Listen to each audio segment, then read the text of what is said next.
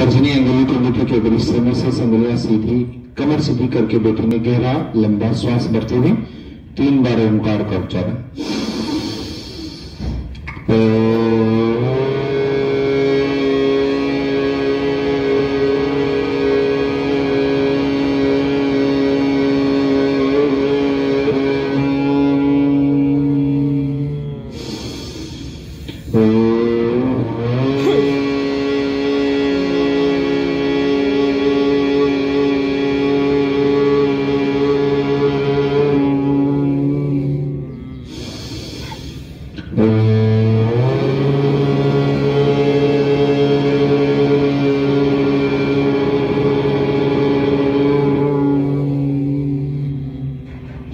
गायत्री मंत्र। ओम भूर्भुवस्सुः तत्सवितुर्वरेण्यं भर्गोदेवस्य धीमहि धियो यो नः प्रचोदयात्। ओम त्र्यंबकं यजामहे सुगंधिं पुष्टिवर्धनम् उर्वारुकमेव बन्धनान् मृत्युर्मुक्षीयमामृतात्। ओम सहना भवतु सहनौ भुनक्तु सह वीर्यं कर्वावहै तेजस्विनावधीतमस्तु मा विद्विषावहै। ओम अस्तु मा सद्गमय तमसो मा ज्योतिर्गमय मृत्युर्मा अमृतं गमय। ओम शांति शांति शांति। आइए सभी खड़े होंगे और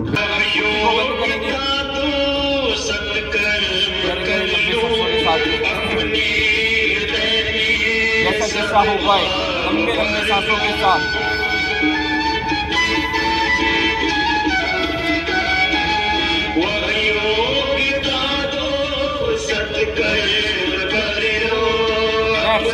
हाथ ऊपर पैर ऊपर, ऐसे गहरे गहरे लंबे सांसों के साथ।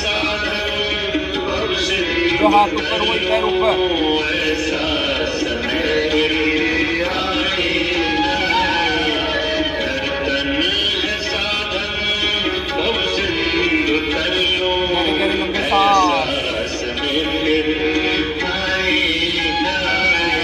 नेक्स्ट कमर के हाथ और पैर को उठाएंगे आगे की ओर ऐसे। और पेट तक पूरे पैर को लाने का प्रयास। धीरे धीरे छाती पे क्यों ऐसे छाती तक। बहुत बढ़िया, बहुत सुंदर, बहुत अभिनंदन। आजा भैया आजा, शाबाश, जल्दी से आजा, जल्दी से आजा आगे।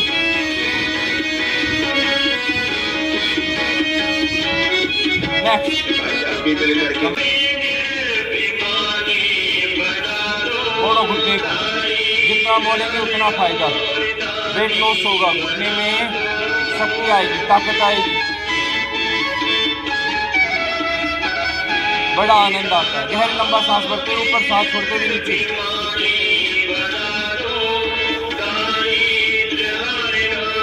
चलिए नेक्स्ट पैर खोलेंगे, हाथ सामने की ओर, हल्का सा पैर मोड़े आधा आधा।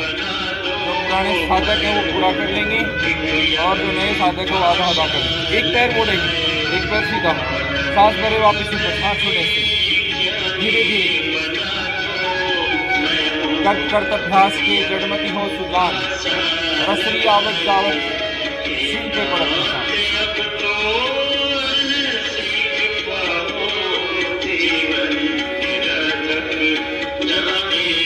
चले नेक्स्ट कमर के हाथ, श्वास अंदर,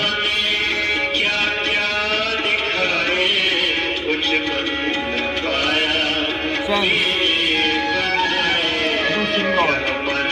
सीधा, आगे वाले पैर को सीधा किया।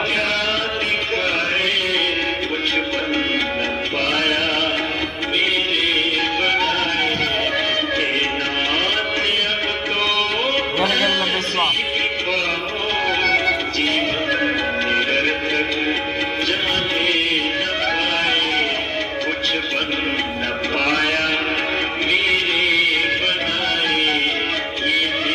नेक्स्ट फेफड़ों के लिए अभ्यास। पैर खोल कर रखेंगे, हाथ सामने, श्वास भरेंगे, पीछे की ओर जाएंगे।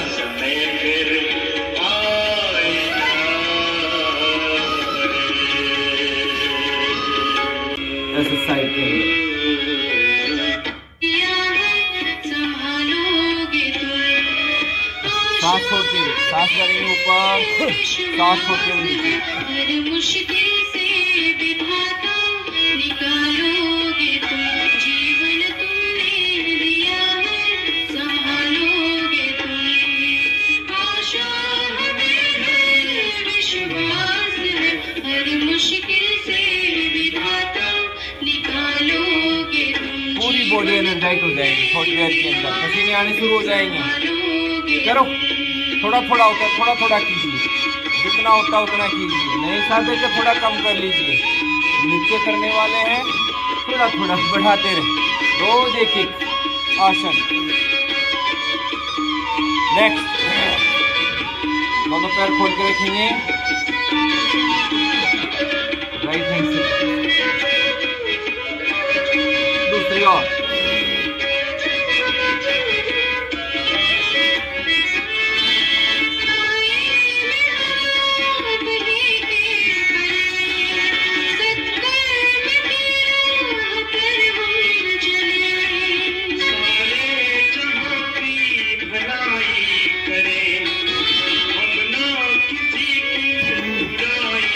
चलिए नेक्स्ट, दोनों पैरों को पास में, श्वास अंदर बढ़ेंगे, हाथों पर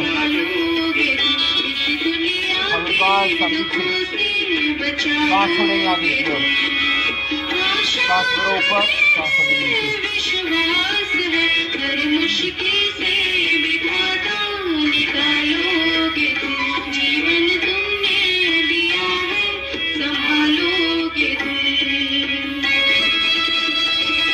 कमर दर्द है तो आगे मत झुकना,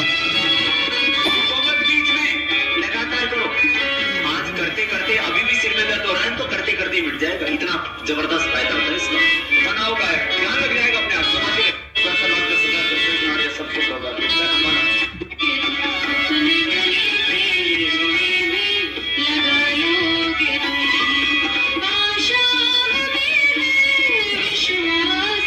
आओ पीटी का अभ्यास करते हैं। जो मोटे लोग हैं वो थोड़ा ऐसा कर लेना, नीचे नहीं जाए वैसे, और बाकी जवान लोग हैं वैसे।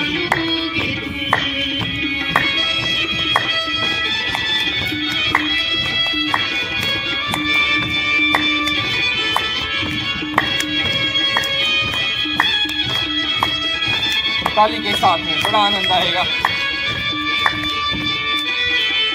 हाथ सामने की ओर, शिफ्टिंग, ऐसे उछल के नहीं कर पा रहे, ऐसे करो।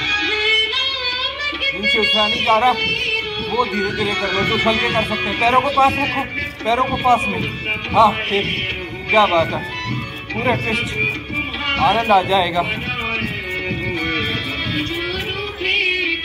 आइए बैठते हैं, गहरे गहरे लंबे श्वास, भस्त्रिका प्राणायाम, गहरा लंबा श्वास भरे कर रहा है ऑक्सीजन की, क्योंकि अभी हमने एक्टिविटीज की हैं। तो सांसों की डिमांड हो रही है तो हमें वो सप्लाई देनी। सप्लाई कैसे देंगे? गहरा लंबा श्वास भर के, जितना आप खींच सकते हो खींचो, ठीक है, और फिर बाहर निकाल दो, ठीक है। अब आज को आपको होल्ड करना भी बताएंगे। 3 प्रकार के बंध हैं, उन बंदों को भी करना सिखाएंगे। एक बंध है मूल बंध, एक बंध है उड़ियान बंध, एक बंध है जालंधर बंध। तो हम जब प्राणायाम करते हैं तो जालंधर बंध लगा के सांसों को अंदर रोकेंगे, ठीक है। चलिए पहले थोड़ा भस्त्रिका सामान्य करते हैं। हाई बीपी जिनको है वो थोड़ा धीमे खींचना, ठीक है, साउंड नहीं आएगा उनके, ठीक है, जिनको भी हाई बीपी रहता है, बाकी साउंड के साथ ये साउंड रहेगा, ठीक है।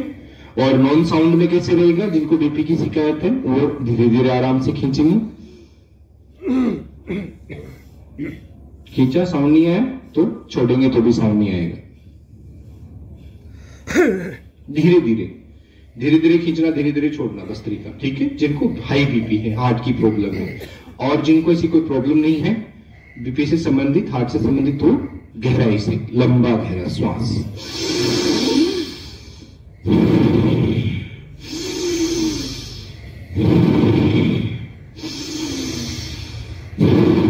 इसी साउंड का नाम भस्त्रिका है। एक धोकनी होती है, लोहार के पास वो जैसे ऊपर नीचे चमड़े की बनती थी, उसी धोकनी में जब श्वास की आवाज आती है ऊपर नीचे करने से, उसी श्वास को बस्त्रिका कहा गया है संस्कृत के अंदर। उसी धोकनी का नाम संस्कृत में बस्त्रिका है। आइए गहरे गहरे लंबे श्वास, और इसके बाद में हम बस्त्रिका की अलग अलग रूपों को करने का प्रयास करते हैं।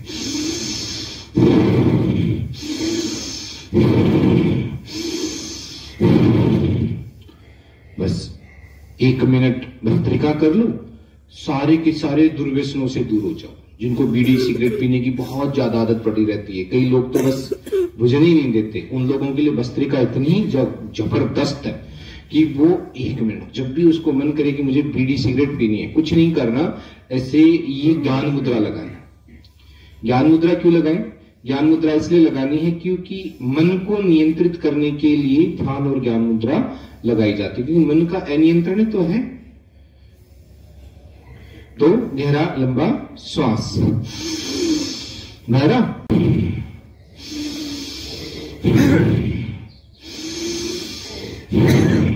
बस गिन के 10 श्वास लेंगे। कितने?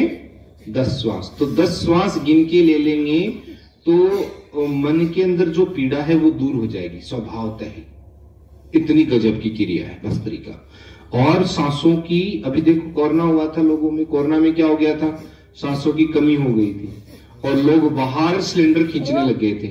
ठीक है ना, बैठना नहीं है, करना है गहरे लंबे श्वास, कमर सीधी करके। जैसे ज्ञान मुद्रा मैंने लगा रखी, तो ऐसे आप भी ज्ञान मुद्रा लगा के बैठे, ठीक है ना। और कमर को सीधी रखें, कमर कोई भी ऐसे नहीं बैठेगा, ऐसे फायदा नहीं है, ठीक है ना। अब तो फायदा क्यों नहीं है ऐसे, अब ये जो हमारी जो कोस्टल मसल्स है ना यहाँ नीचे, जिसको हम डायफ्राम बोलते हैं, वो डायफ्राम बेचारा दब गया, कब इनमें सांस आने देगा, कब जाने देगा। अब ऐसे बैठेंगे, डायफ्राम नीचे आराम से जाएगा, फिर आराम से ऊपर आएगा, पूरे फेफड़ों के अंदर श्वास भरेगा, पूरे फेफड़ों में श्वास को खाली करेगा, ठीक है ना। डायफ्राम ऊपर नीचे होगा तभी होगा ये। ऐसे पूरी छाती को फुला लो। एक सांस के अंदर 1.5 लीटर से लेके, फिर अभ्यास होने के बाद में 3-3 लीटर से लेके 5-5 लीटर तक श्वास हम खींच सकते हैं फेफड़ों के अंदर।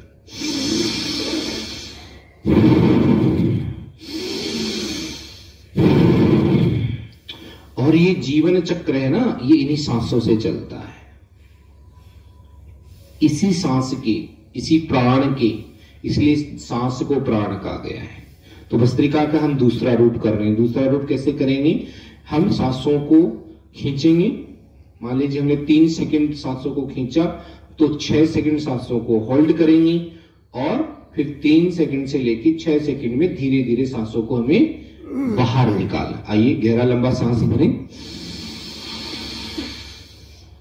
सांसों को होल्ड करेंगे, ठुड्डी को कंठ पे लगाएंगे, यूं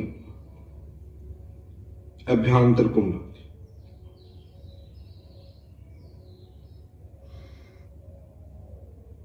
कुंभक को छोड़ते हुए धीरे धीरे सांसों को बाहर निकालेंगे। आ जाओ माता जी, आ जाओ,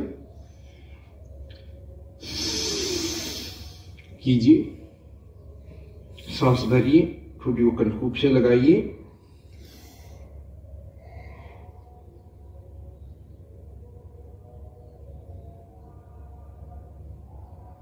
छोड़ दीजिए, सांस भरिए, सांसों को होल्ड कीजिए,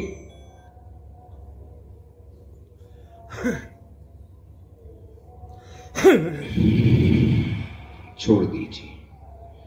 तो जब ऑक्सीजन अंदर जाके अंदर से घुटनी शुरू होगी, ज्यादा से ज्यादा मात्रा में ऑक्सीजन फेफड़ों में टिकेगी और कार्बन डाइऑक्साइड है वो धीरे धीरे बाहर निकलेगी, और जब सांस छोड़ेंगे तो कार्बन डाइऑक्साइड बाहर।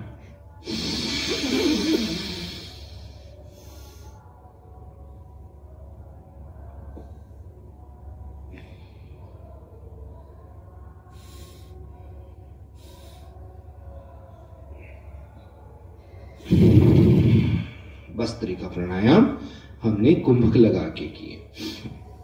आइए अब हम पैरों को खोल लेते हैं, पैरों का सूक्ष्म व्यायाम करते हैं और अलग अलग जो बातें हैं वो जानते हैं। तो पैरों को खोल लीजिए, दोनों हाथों को पीछे टिकाइए इस प्रकार से, और फिर अंगुलियों को चलाएं। पैरों के सूक्ष्म व्यायाम को करेंगे। और जैसा कि हमारा शिविर है योग एवं उपवास चिकित्सा, तो पैरों के सूक्ष्म व्यायाम करते करते मैं आपको उपवास चिकित्सा के विषय में कह रहा हूं।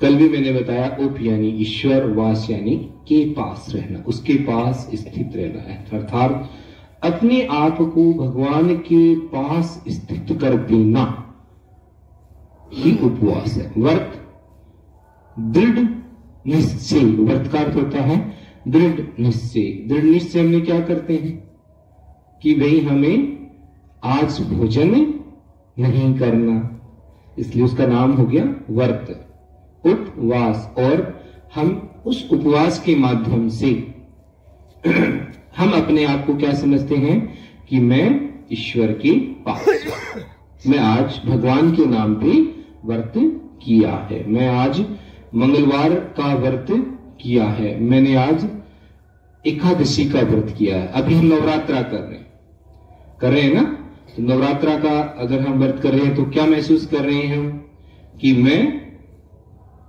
दुर्गा मैया के पास स्थित हो रहा, ऐसा महसूस कर रहे हैं ना। पैरों को आगे पीछे कीजिए।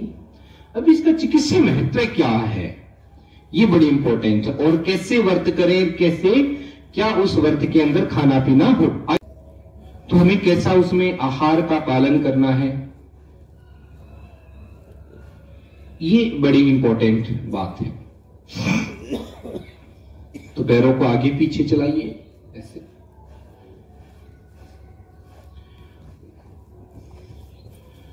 तो मैं आपको उपवास के प्रकार बताता हूं। एक उपवास होता है दुग्ध उपवास, उसके अंदर हमें सिर्फ दुग्ध का सेवन करना होता है। एक होता है मट्ठा उपवास, मट्ठा उपवास के अंदर हमें सिर्फ और सिर्फ दही को मथ कर, अध बिलोई छाछ जिसे कहते हैं, उसमें घी आदि निकला हुआ हो, चिकनाई निकली हुई हो, वो होता है मट्ठा, सिर्फ उसी का सेवन करना, मट्ठा उपवास।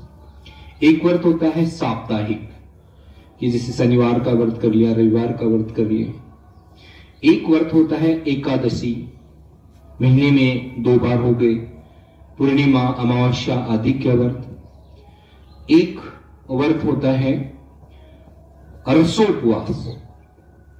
क्या है? रसोपवास। रसोपवास के अंदर में क्या करना है? सिर्फ और सिर्फ रस का सेवन करना है। रस यानी फल फ्रूट का के रस को बना के उसका जूस बना के सेवन करना। एक उपवास होता है फलोपवास। फलोपवास में क्या करेंगे? सिर्फ और सिर्फ फल का ही सेवन करेंगे। ठीक है। एक उपवास होता है शाकोपवास। साके सब्जियां, ठीक है, जैसे घिया के जूस पे रहना है ना। जैसे डायबिटीज वाले होते हैं तो उनको घिया, करेला, टमाटर और खीरा के ऊपर रखते हैं। तो ऐसे में रोग के अनुसार भी, मोटापे वालों के लिए भी बताऊंगा मैं आज आपको उपवास कैसे कैसे होते हैं, किस प्रकार के उनके रूप होते हैं, उनकी चर्चा मैं कर रहा हूं। तो साको उपवास हो गया। फिर हो गया पूर्ण उपवास। पूर्ण उपवास, इसमें सिर्फ और सिर्फ पानी का ही उपयोग करेंगे, इसमें कुछ नहीं लेना, पानी का ही उपयोग करते हैं। पैरों को मिलाइए और ऐसे गोल गोल घुमाइए। और एक होता है सूखा उपवास। सूखा उपवास के अंदर क्या होता है कि हमें किसी भी चीज का आहार मुख के से सेवन नहीं करना, और ये अधिकतम आप 3 दिन कर सकते हो। रसोपवास है, जो पूर्ण उपवास है, ये 45 दिन तक किया जा सकता है। अन्य जो उपवास है वो रोगी की क्षमता के आधार पर, उसकी ताकत के आधार के ऊपर उसके समय बताया जाता है कि आपको इतने समय करना होता है। फिर पैर को ऊपर उठाइए, छोड़ दीजिए ऐसे। फिर जब आप उपवास करते हो तब आपको कई प्रकार की पीड़ाएं महसूस होती हैं। वो पीड़ाएं वास्तव में पीड़ा नहीं है, वो आपके रोग को शमन करने की शरीर के द्वारा की जाने वाली एक सुंदर सी क्रिया है। दोनों पैरों को। एक तो आपको बुखार फील होगा, तो ऐसी कुछ समस्याएं आपको फील हो तो व्रत को, उपवास को तोड़ना नहीं है, बल्कि उसके लिए आपको सामान्य प्राकृतिक चिकित्सा का ही इस्तेमाल करना है। एक तो आपको बुखार हो सकता है, उल्टी आ सकती है, जी घबरा सकता है, सर में दर्द महसूस हो सकता है। दोनों पैरों को एक साथ, फिर एक पैर को मोड़े, आग तितली करेंगे ऐसे। तो ऐसे चक्कर सा आना, सर दर्द होना, ऐसे कुछ सामान्य जो चीजें हैं वो आपको उभाड़, इन्हें हम कहते हैं उभाड़। ठीक है, तो इसका शमन कैसे करेंगे? इसका शमन हम प्राकृतिक चिकित्सा के माध्यम से करेंगे। कईयों को ना कब्ज भी फील होती है। एक्चुअली जब हम व्रत करते हैं तो कुछ खाया पिया तो जाता नहीं है, तो आंतों की जो गति है वो थोड़ी कम पड़ जाती है और आंतों को शांति मिलती है। ऐसी स्थिति के अंदर कब्ज की समस्या का अनुभव हो सकता है। तो उसके लिए हमें क्या करना? उसके लिए हमें एनिमा का उपयोग करना है। एनिमा लगानी है, 1 लीटर की समथिंग पानी गुदा मार्ग के द्वारा बड़ी आंत के अंदर पहुंचाना है, और बड़ी आंत से फिर जैसे ही दस्त लगने की इच्छा हो तो वो पेट साफ हो जाता है। अब उपवास करने से होता क्या क्या है? हमारे शरीर के अंदर जितने भी प्रकार के बीजातीय द्रव्य हैं जिसकी वजह से हम पीड़ित हैं, जिसकी वजह से हमारे शरीर पे मोटापा छाया हुआ है, जिसकी वजह से डायबिटीज है, जिसकी वजह से घुटनों में दर्द है, एक ही कारण है, अनेक रोगों का एक कारण है विजातीय द्रव्य। अर्थात ऐसे तत्व हमारे शरीर के अंदर धीरे धीरे जमा हो जाते हैं जो हमारे शरीर के लिए अनावश्यक है। हमारे शरीर को उन तत्वों की किसी प्रकार से कोई आवश्यकता नहीं है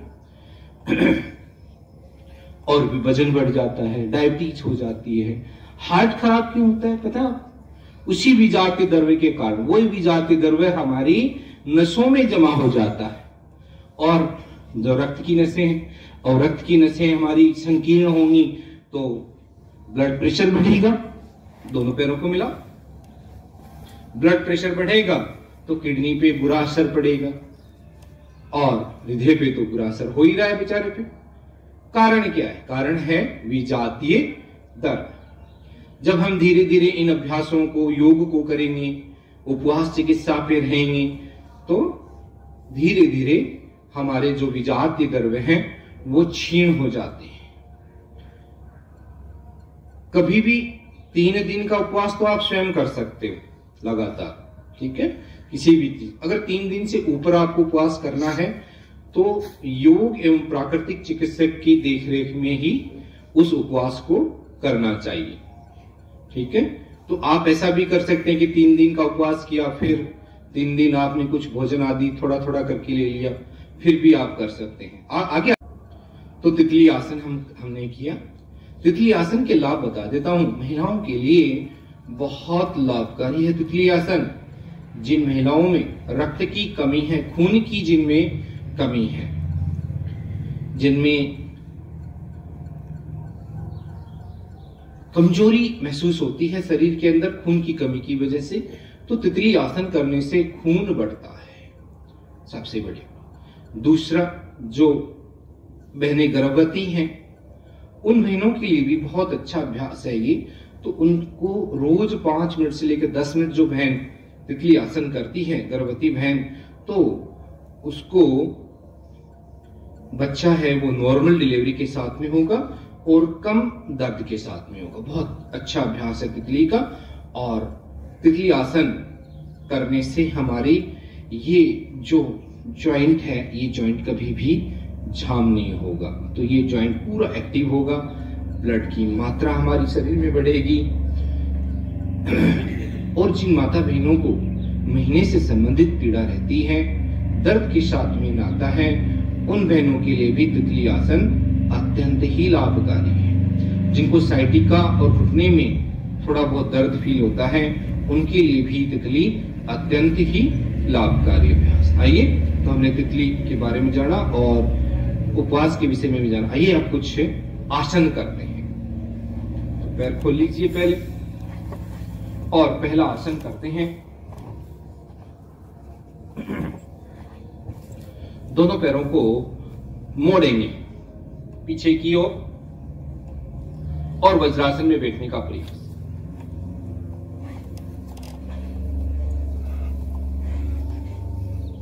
दोनों पैरों को मोड़ा, मोड़ के अंगूठे पे अंगूठा लगाया, एड़ियों को बाहर की ओर निकाला और नितंबों को एड़ियों पे टिका दिया। बस सहज, बहुत अच्छा अभ्यास है। जिनको घुटनों में बहुत ज्यादा पीड़ा है वो इस अभ्यास को नहीं करेंगे, ठीक है।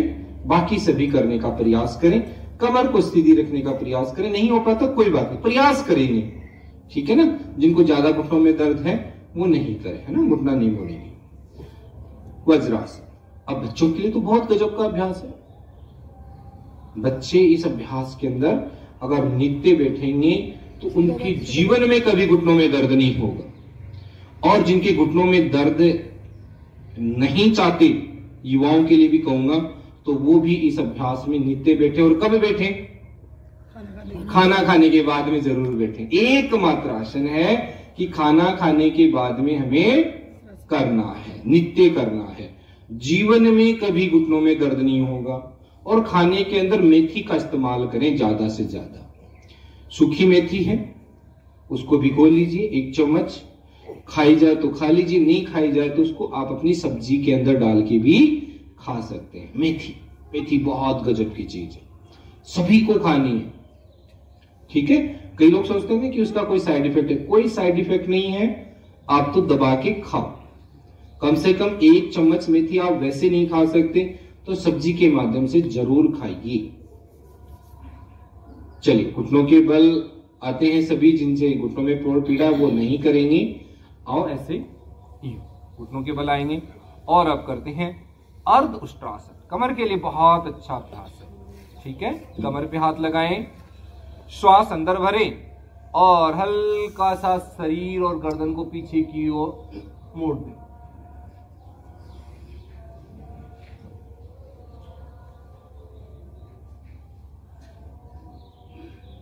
रिलैक्स, वापिस आ जाए। दोबारा सांस भरेंगे। जिनको भी कमर में दर्द, उष्ट्रासन, घुटने में तीव्र दर्द है वो नहीं करेंगे। कमर दर्द वाले सभी करें, जिनको कमर दर्द नहीं है वो भी करें। वाह, एक बार और सांस भरते हुए। और जो मेरे युवा भाई हैं वो करेंगे पूर्ण उष्ट्रासन। बच्चे भी करेंगे। ऐसे हाथों को पीछे की ओर लेके जाएंगे, एड़ी को पकड़ें, एक एक लेके जाएं और यूं सांस अंदर। उष्ट्रासन, उष्ट्रासन पेट के समस्त रोग दूर करता है, साथ में कमर के लिए भी लाभकारी है, वेट लॉस में भी अत्यंत लाभकारी है। वापस उष्ट्रासन। आई नेक्स्ट, पैर खोलेंगे और पश्चिमोत्तानासन का अभ्यास करते हैं। तो श्वास अंदर भरेंगे, दोनों हाथों को ऊपर की ओर। कमर दर्द वाले नहीं करेंगे, बाकी सभी करेंगे। जिनको कमर दर्द है वो आगे नहीं झुकेंगे, जिनको हर्निया की शिकायत रहती है वो पीछे ना झुके, जितना झुक सकते हैं झुकने का प्रयास करेंगे। सांस भरेंगे, वापस ऊपर। जिनको कमर दर्द है वो नहीं करना, ठीक है ना, ध्यान रखना। आगे नहीं झुकेंगे जिनको भी कमर में समस्या है। पश्चिमोत्तानासन। वेट लॉस, जिनको वजन कम करना है वो इसको 100 बार, कम से कम कितनी बार? 100 बार। सांस भरिए ऊपर, सांस छोड़ेंगे आगे, ऐसे ऐसे, सांस छोड़ो, सांस भरो ऊपर, सांस छोड़ो नीचे से 100 बार। कितना समय लगेगा? 100 बार में कर लेंगे 2 मिनट। ऐसे फटाफट यूं ऐसे कर, ये सांस भरते हुए ऊपर, सांस छोड़ते हुए। आज 20 बार करना, कल 25, परसों 30, ऐसे, ठीक है ना। चलिए, पैर खोलेंगे। अगला अभ्यास जिनको कमर में दर्द रहता है उनके लिए स्थित त्रिकोणासन। तो स्थित त्रिकोणासन में क्या करेंगे? राइट हैंड को लेफ्ट लेग के अंगूठी से पकड़ेंगे और लेफ्ट हाथ को ऐसे पीछे किए और पीछे ही देखें हाथ को, पैर है वो सीधे रहेंगे बिल्कुल से। फिर दूसरी ओर, इसको भी 100 बार कम से कम, है ना। आज 20 बार, कल 25, 130, ऐसे रोज 2 से लेके 5 तक हम अभ्यासों को बढ़ा सकते हैं, क्योंकि सरल अभ्यास है। कठिन अभ्यास है तो एक एक ही बढ़ाएं, सरल अभ्यास है इसलिए हम 2 से लेके 5 तक हम नित्य बढ़ा सकते हैं। स्थित त्रिकोण आसन वेट लॉस के लिए भी लाभकारी है, और जिनको कमर में दर्द है, कमर दर्द भी ठीक होगा और स्केलेटन सिस्टम मजबूत बनता है। सही करना, ठीक है ना। कोई भी अभ्यास करेंगे वो सही करेंगे। से पीछे वाला हाथ है ना, ये ऐसे पीछे जाएगा और पीछे देखेंगे, इसको सही करने का तरीका है ना। गलत तरीके से करेंगे तो कोई विशेष लाभ नहीं होगा, और सही तरीके से करेंगे तो 100% लाभ होगा। इसलिए विधि भी सही होना चाहिए, टाइम भी हमें पूरा देना है, ठीक है। चलिए नेक्स्ट, चक्की आसन। वेट लॉस करने का बहुत गजब अभ्यास है। किन किन घर पे चक्की है, ईमानदारी से बताना। चलिए, किसी के घर पे भी नहीं है। चलिए, जिन जिन के घर पे चक्की है वो रोज 1 किलो आटा पीस लिया, पिसाई कौन लागे 2 रुपया किलो। ऐसे पूरा आगे जाओ, पूरा पीछे आओ, ऐसे पूरा करना, तभी लाभ मिलेगा। क्लॉकवाइज घुमाओ, ठीक है। 1-1 किलो गेहूं का दलिया, जौ का दलिया, बाजरे का दलिया, मूंग, है ना, इन सबको आप पीस लिया, बड़ा लाभ मिलेगा। पीसने वाले को भी लाभ मिलेगा तो खाने वाले को भी लाभ मिलेगा। तो पहले हमारी माताएं रोज पीसा करती थी, तो न तो उनको सर दर्द होता था, न उनको मोटापा, न उनको कमर में दर्द था, कुछ नहीं। बरोटी रख ली आया करती, बताओ मैं 50-50, 60-60 किलो सर के ऊपर। तो ये अभ्यास चक्की आसन, क्लॉकवाइज और एंटी क्लॉकवाइज हम दोनों और कर रहे हैं। थोड़ा शीशे 2 को दिख रहा है, अब भी करेंगे। तो अब हम करेंगे प्राणायाम का अभ्यास। तो बैठेंगे सभी, सहज होके बैठेंगे, एक पैर को ऊपर निकाल लें, सिद्धासन में बैठे ताकि कमर है वो हमारी सहज सीधी हो जाए। और कपाल भांति प्राणायाम का अभ्यास करेंगे। कपाल यानी मस्तिष्क भांति, यानी ओज चव कपाल भांति षटकर्म की एक क्रिया है, और इस षटकर्म की क्रिया में हमें शरीर की शुद्धिकरण का काम होता है। तो सांसों को बाहर फेंक रहे हैं,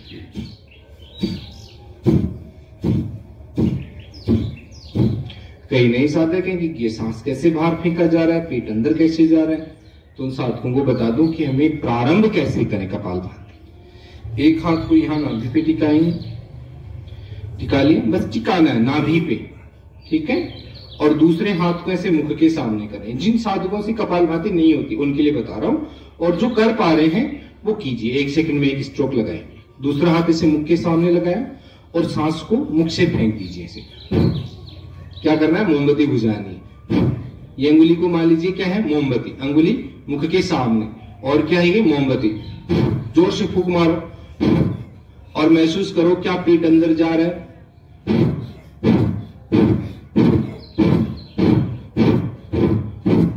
तो धीरे धीरे आपको फील होगा कि पेट अंदर जा रहा है, सांस बाहर निकले। उसी श्वास को हमें क्या करना, जो अभी मुख से निकाली है उसको नाक से बाहर निकालना।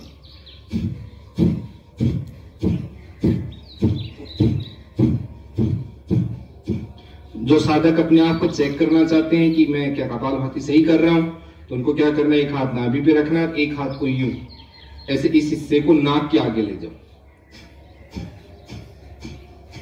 प्रत्येक सांस जब हम छोड़ रहे हैं तो वो सांस क्या यहाँ पे टकरा रहा है क्या, और पेट अंदर जा रहा है क्या, पेट अंदर जा रहा है, सांस यहां टकरा रहा है, मतलब मेरी कपालभाति सही हो रही है।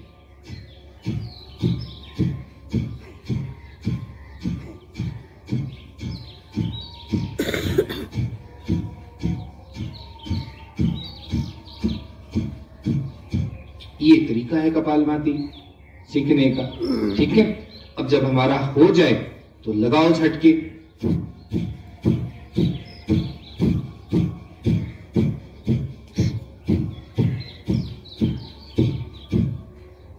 करते रहो। अब मैं आपको कपालभाति के साथ साथ में आपको उपवास कैसे प्रारंभ करें चिकित्सीय दृष्टि से। वैसे तो रोज हम कर ही लेते हैं, सामान्यतः हम उपवास करते हैं, क्या करते हैं, सुबह उठे, नहाई धोई करी, पूजा पाठ करी, और पूजा पाठ करते हैं सौ को लोग काम के करा, ले भाई चाय बना ले। क्या किया हमने, चाय पी ली। अब देखो कितना गलत काम किया। ये मैं वैज्ञानिक चीज बता रहा हूं आपको कि कपालभाति करते रहेंगे, रुकेंगे कोई नहीं।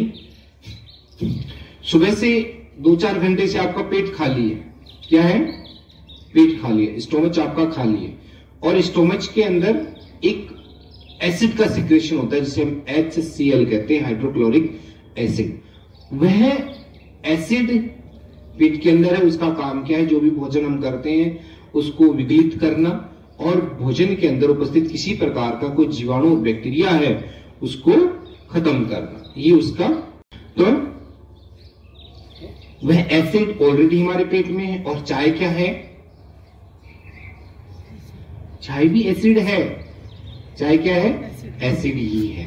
पेट के अंदर HCl एसिड के रूप में, वो तो काम का है, परंतु जब उसका सिक्रेशन बढ़ जाता है तो वो बहुत ज्यादा नुकसान भी करता है ना, क्योंकि पेट जो भी हम भोजन करेंगे HCl का सिक्रेशन होगा, भोजन को विघटित करेगा और भोजन के अंदर उपस्थित जीवाणु बैक्टीरिया यदि हैं तो उनको वो नष्ट भी करता है, यानी काम का है।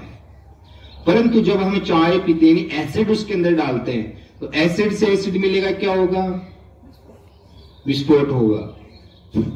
तो पेट में हम व्रत के दिन विस्फोट पैदा कर लेते हैं, यानी फायदे की जगह क्या कर लेते हैं, नुकसान। ठीक है, और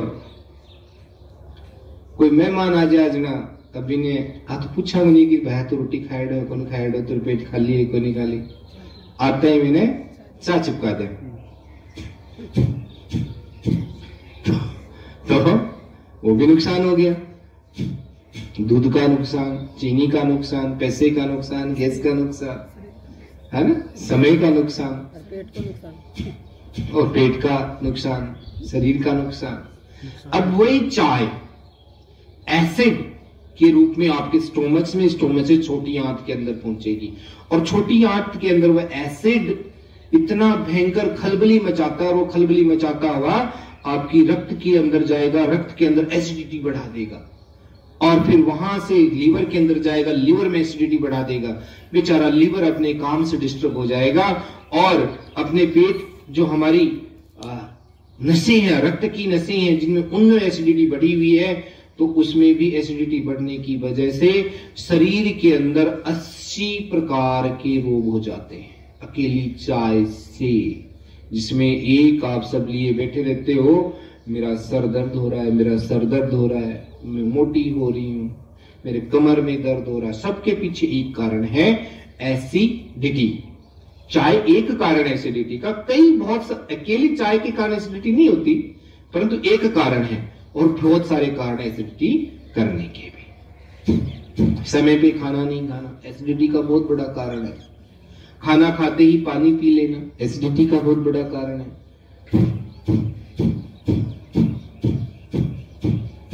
अब ये उपवास चिकित्सा क्या करती है उसके अंदर, है ना, व्रत कीजिए दबा के, बहुत आनंद के साथ में ईश्वर के पास स्थित होकर, और व्रत करने के बाद में यदि आपको कुछ एनर्जी चाहिए तो गुनगुना पानी कीजिए, ठीक है, उसके अंदर 2-4 पत्ते तुलसी के डालिए, 1 इलायची डालिए, गले में यदि खरखराहट फील करते हो तो थोड़ी सी इसमें अदरक डालिए, और यदि और कुछ पीड़ा अंदर फील करते हो तो थोड़ी गिलोय डाल दीजिए। ठीक है, सब मिलेंगे आपके आसपास। और आपको थोड़ा उसको स्ट्रॉन्ग करना है तो थोड़ी काली मिर्च डाल लीजिए, लौंग डाल लीजिए। कड़वा पी सकते हो तो बहुत अच्छी बात है, कड़वा नहीं पी सकते तो थोड़ा गुड़ डाल लीजिए। क्या डाल लेंगे? गुड़। चीनी नहीं डालनी, चीनी नहीं डालनी। ये बड़ी इंपॉर्टेंट बात कह रहा हूं कि जितना हम चीनी को अवॉइड करेंगे, जितना हम नमक को अवॉइड करेंगे, जितना हम मैदा को अवॉइड करेंगे, 3 प्रकार के सफेद जहर, चौथा है सफेद तेल, जितना हम रिफाइंड तेल को अवॉइड करेंगे उतना लाभ है। तो हमने कपालभाति की। आइए अब हम करते हैं पेट के बल लेट कर किए जाने वाले अभ्यास। तो सभी पेट के बल लेटेंगे और दोनों हाथों को इस प्रकार से कोहनियों को मोड़ते हुए हाथों को ठुड्डी के नीचे लगाएं। आगे खिसक जाओ आराम से, थोड़े आगे खिसक जाओ इंजी आप, आगे जाओ, आगे सकता और यूं, और फिर पैरों को यूं चलाइए आप सभी, तो घुटने का दर्द गायब। बस ज्यादा देर नहीं, 10-10 मिनट रोज करना। ठीक है, ऐसे माथे पे हाथ नहीं लगाना, ठुड्डी के नीचे हाथ थोड़े नीचे ले जाओ, छाती के नीचे ले जाओ हाथों को। हाँ, छाती के नीचे, आप भी छाती के नीचे लेके जाओ। हाँ, और पास में रखो, थोड़ा सा पास रखो हाथों को। हाँ, पास। ऐसे देखो, आपने यूं कर रखा है, यूं नहीं, यूं ऐसे। हाँ, यूं। और फिर यूं घुटने को चलाओ, पूरे शरीर की थकावट दूर हो जाती है। इस अभ्यास को करने से, जैसे मान लीजिए हमने घर का कोई काम किया है ना, बाहर त्योहार हो ही जाए ज्यादा काम, तो थकावट हो जाए, तो 2 मिनट में थकावट दूर करने का सबसे सरल और सहज साधन है। इस अभ्यास को नित्य करें। चलाओ पैरों को अच्छे से चलाओ। घुटने को मोड़ो पूरा। जितना हम घुटने को मोड़ेंगे उतने हम विभिन्न आने वाली परेशानियों से बचेंगे। सबसे बड़ी परेशानी तो आज के दिन कमर दर्द और घुटने का दर्द ही है। तो कमर दर्द में भी बड़ा लाभ मिलता है इस अभ्यास को करने। नेक्स्ट क्या करेंगे? दोनों हाथों को यूं छाती के बाहर टिकाएंगे, ठुड्डी को जमीन पे लगाएंगे, श्वास अंदर भरेंगे, आगे छूटेंगे भुजंगासन। कोहनियां थोड़ी मुड़ी रहेंगी, सांस छोड़ेंगे, नीचे सांस भरी वापस उठेंगे। ये जिनको कमर में दर्द है वो धीमे धीमे करेंगे। ठीक है, और जो मोटे लोग हैं, पेट पे छाई हुई चर्बी को दूर करना चाहते हैं, वो थोड़ा इसको तीव्रता के साथ, कम से कम 10 बार श्वासों के साथ ऐसे।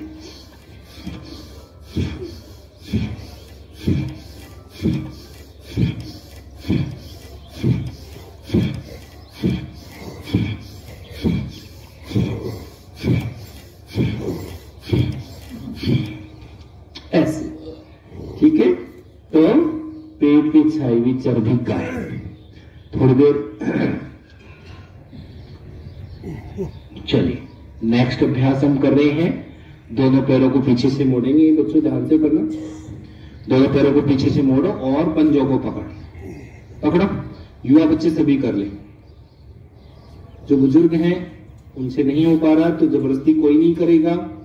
ठीक है, होता है तो कीजिए, है ना। श्वास अंदर भरेंगे और सांस अंदर भर के दोनों पैरों को पकड़ के ऐसे ऊपर से ऐसे शरीर को आगे पीछे से उठाइए। पेट वाला ऐसा जमीन पे, सांस अंदर, सांस छोड़िए नीचे। होता है तो कीजिए, नहीं होता तो कोई बात नहीं। जिनकी नाभि की समस्या रहती है ना, दर्द बार बार में दिखती है, उसके लिए बहुत अच्छा अभ्यास है ऐसे। और फिर थोड़ा थोड़ा यूं ऐसे मूव कर लीजिए शरीर, ऐसे ऐसे हल्का हल्का, तो पेट का सुंदर सी मसाज हो जाती है। ऐसे पेट की मसाज हो जाती है और पेट एक्टिव। चलिए नेक्स्ट।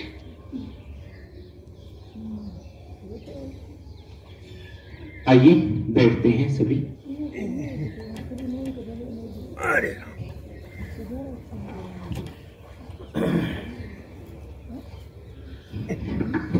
और अब करते हैं उज्जाई प्राणायाम। थायराइड किन किन को है? जिनको थायराइड है उनके लिए आइए उज्जाई प्राणायाम करते हैं। जिनको थायराइड की समस्या रहती है उनको कैल्शियम की भी भारी समस्या हो जाती है, कैल्शियम और विटामिन डी की। तो जिनको भी थायराइड है आधा घंटे सूरज के सामने रोज बैठना है, ठीक है? चेहरा सूरज की ओर न रहे, पीठ रहे और कम वस्त्र के साथ में बैठे और आधा घंटे में मतलब तब तक बैठे जिनको पसीना आना चाहिए। कब तक बैठना है? कम से कम आधा घंटा तो बैठना ही बैठना है और तब तक बैठना जब शरीर पूरा पसीने से नहा ले, ठीक है? इतनी देर जरूर बैठे। तो इससे क्या है, शरीर के अंदर विटामिन डी का फॉर्मेशन शुरू होगा। विटामिन डी कैल्शियम को पकड़ेगा, कैल्शियम जो है वो हमारी हड्डियों को मजबूत करेगा और शरीर के अंदर विटामिन डी की कमी न होने से कई प्रकार के जो रोग हैं वो दूर होंगे। तो आइए उज्जाई, गले को सिकोड़े, श्वास अंदर भरेंगे, पहले आधा करेंगे, अभ्यास कर लेंगे आधा आधा का और फिर पूरा करेंगे।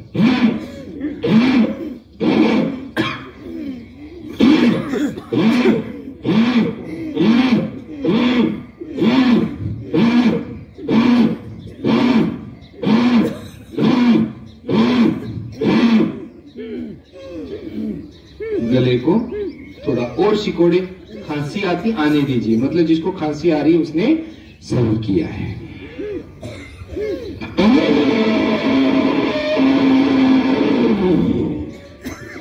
छोटी खूब से लगा।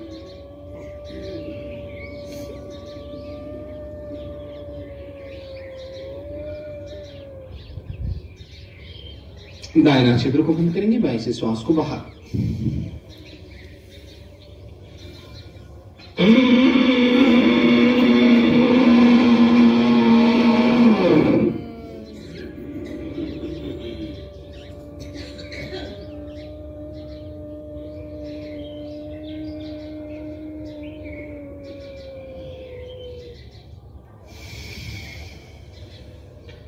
पांच से शुरू करना है, फिर थायराइड वालों को 21 से लेके 51 बार पहुंच।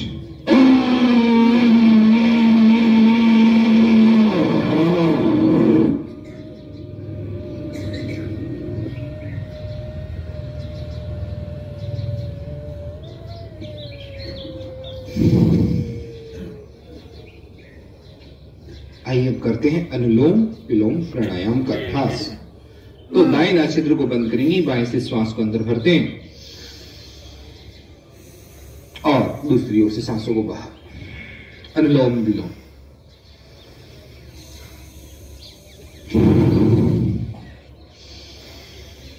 तो मैं आपको बता रहा था उपवास चिकित्सा के विषय में।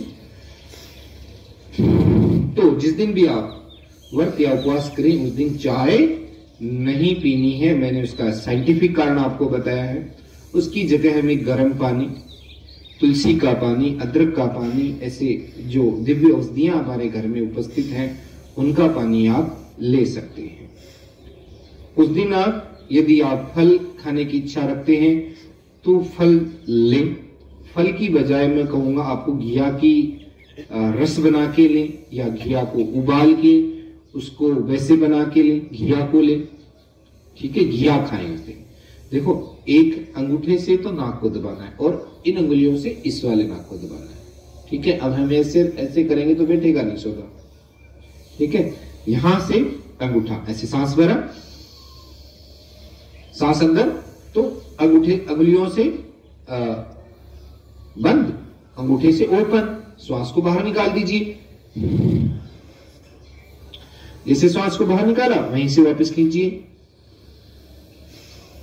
अंगूठे से बंद कीजिए, दूसरी ओर से सांस को बाहर, जहां से बाहर वहीं से वापस खींचेंगे। अंगुलियों से नाक को बंद कीजिए, अंगूठे से खोल दीजिए। अनुलोम विलोम, बीपी बिल्कुल नियंत्रित हो जाएगी।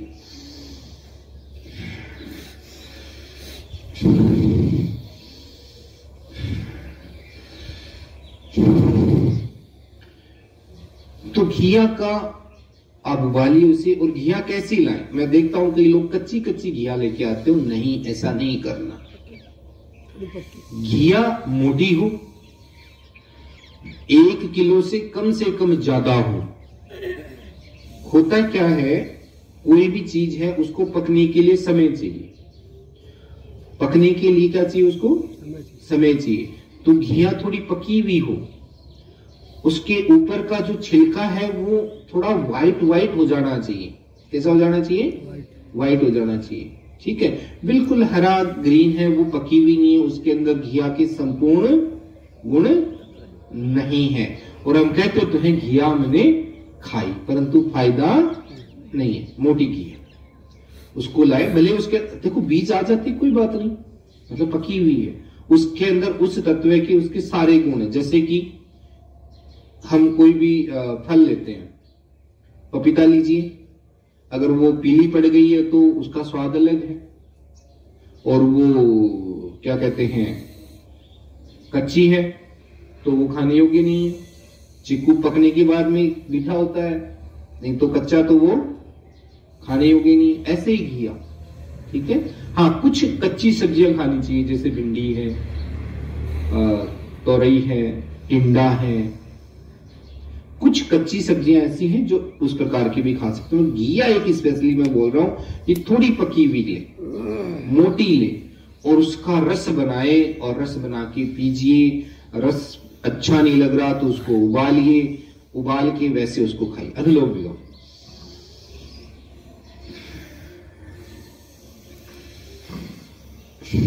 घिया को घिया नहीं समझना, सब्जी नहीं समझना उसको। वो आप दवाई खा रहे हैं। क्या खा रहे हैं उसको? औषधि है, दिव्य, वो भी।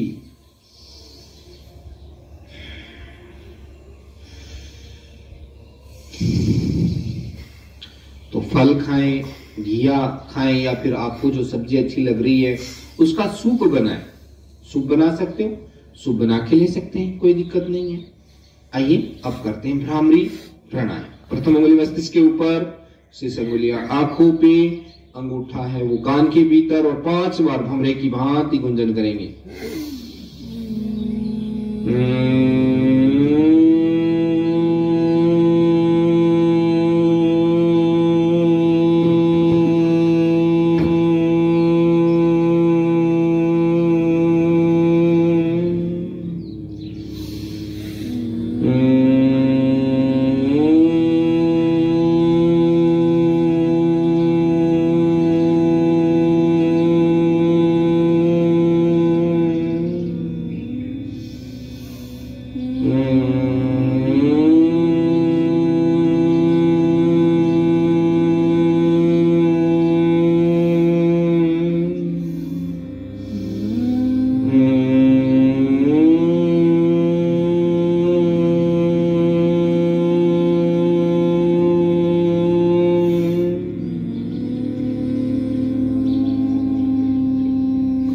तीन बार ओंकार का उच्चारण।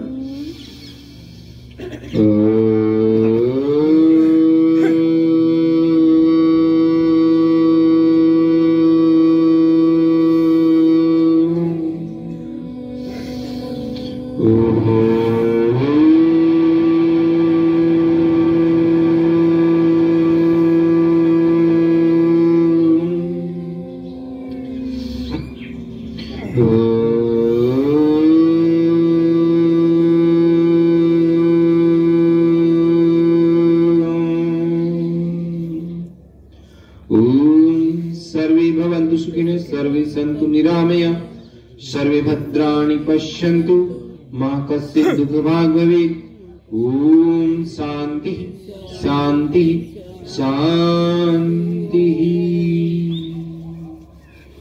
सभी का बहुत बहुत धन्यवाद, सभी को बहुत बहुत